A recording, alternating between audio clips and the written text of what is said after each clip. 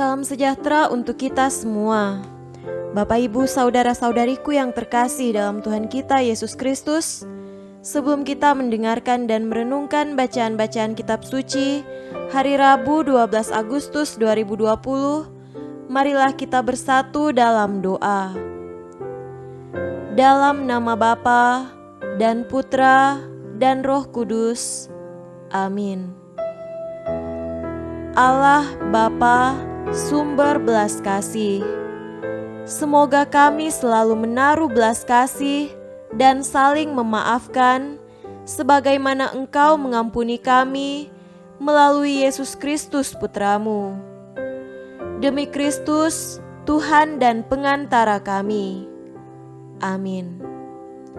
Dalam nama Bapa dan Putra dan Roh Kudus. Amin. Bacaan pertama, bacaan dari Nubuat Yehezkiel pasal 9 ayat 1-7,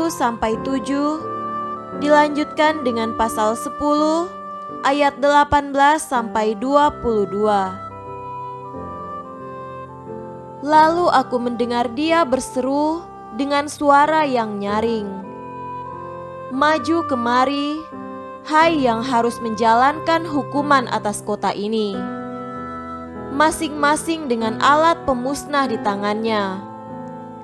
Lihat, 6 orang laki-laki datang dari jurusan pintu gerbang atas yang menghadap ke utara, masing-masing dengan alat pemukul di tangannya. Dan 1 orang di antara mereka berpakaian lenan, dan di sisinya terdapat suatu alat penulis. Mereka ini masuk dan berdiri di samping mezbah tembaga. Pada saat itu, kemuliaan Allah Israel sudah terangkat dari atas kerub tempatnya semula ke atas ambang pintu bait suci, dan dia memanggil orang yang berpakaian lenan dan yang mempunyai alat penulis di sisinya.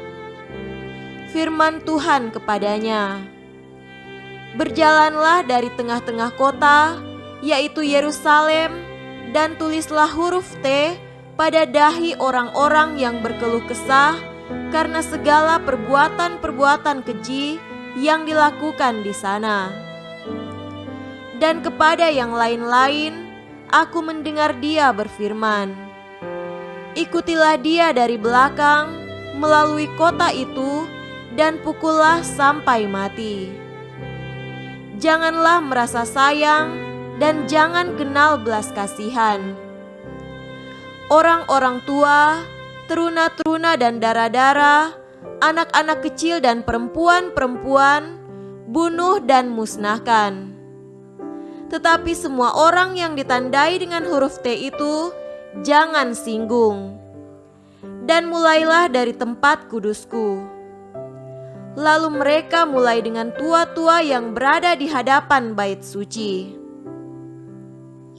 Kemudian firman-Nya kepada mereka, "Najiskanlah bait suci itu dan penuhilah pelataran-pelatarannya dengan orang-orang yang terbunuh. Pergilah, mereka pergi keluar dan memukuli orang-orang sampai mati di dalam kota." Lalu kemuliaan Tuhan pergi dari ambang pintu bait suci dan hinggap di atas kerub-kerub. Dan kerub-kerub itu mengangkat sayap mereka, dan waktu mereka pergi, aku lihat mereka naik dari tanah dan roda-rodanya bersama-sama dengan mereka. Lalu mereka berhenti dekat pintu gerbang rumah Tuhan yang di sebelah timur, sedang kemuliaan Allah Israel berada di atas mereka. Itulah makhluk-makhluk hidup yang dahulu kulihat di bawah Allah Israel di tepi sungai Kebar. Dan aku mengerti bahwa mereka adalah kerub-kerub. Masing-masing mempunyai 4 muka, dan bagi masing-masing ada 4 sayap, dan di bawah sayap mereka ada yang berbentuk tangan manusia. Kelihatannya muka mereka adalah serupa dengan muka yang kulihat di tepi sungai Kebar. Masing-masing berjalan lurus ke mukanya. Demikianlah sabda Tuhan. Syukur kepada Allah.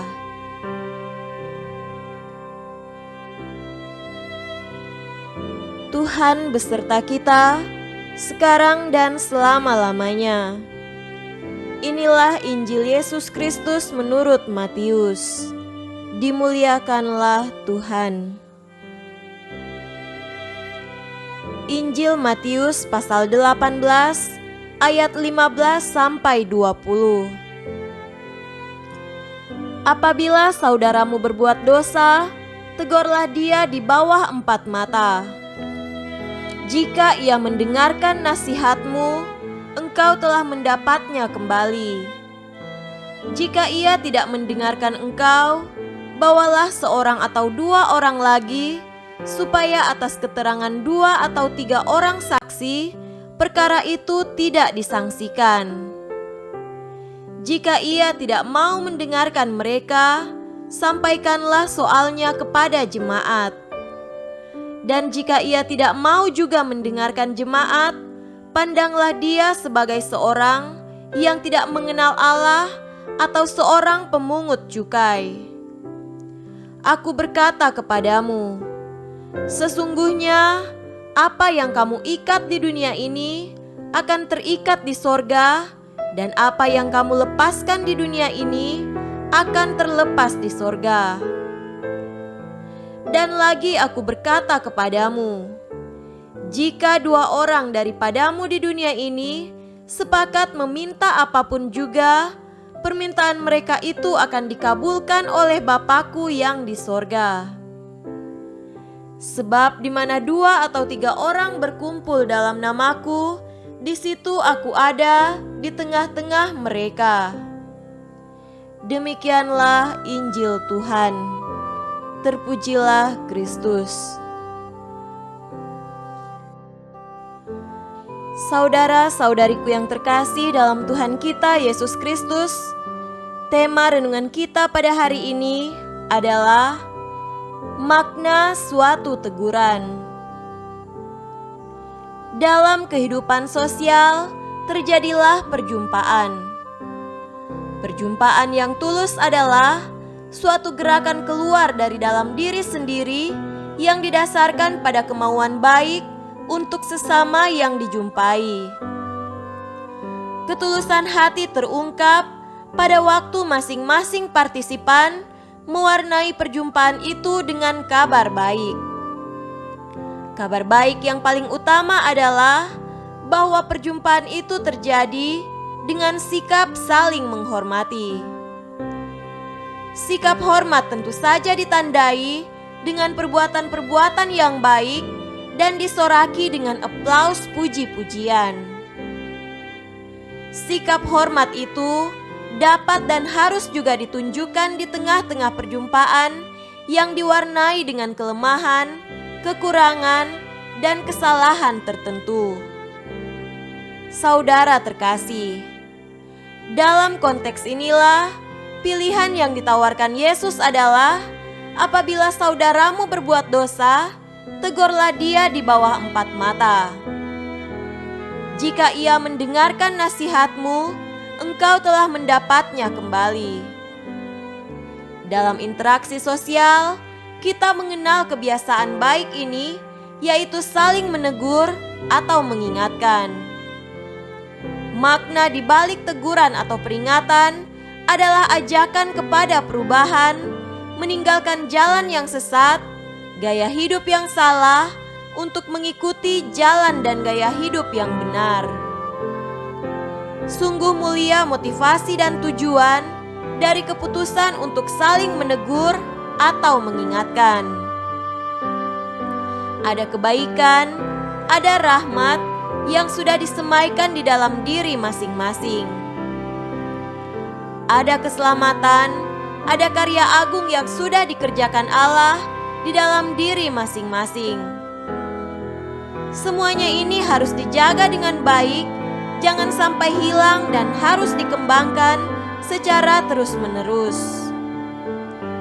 lewat teguran atau peringatan yang disampaikan dengan penuh cinta, kita percaya bahwa kita akan mendapatkan kembali saudara kita yang siap untuk melanjutkan karya-karya hidupnya dengan penuh cinta.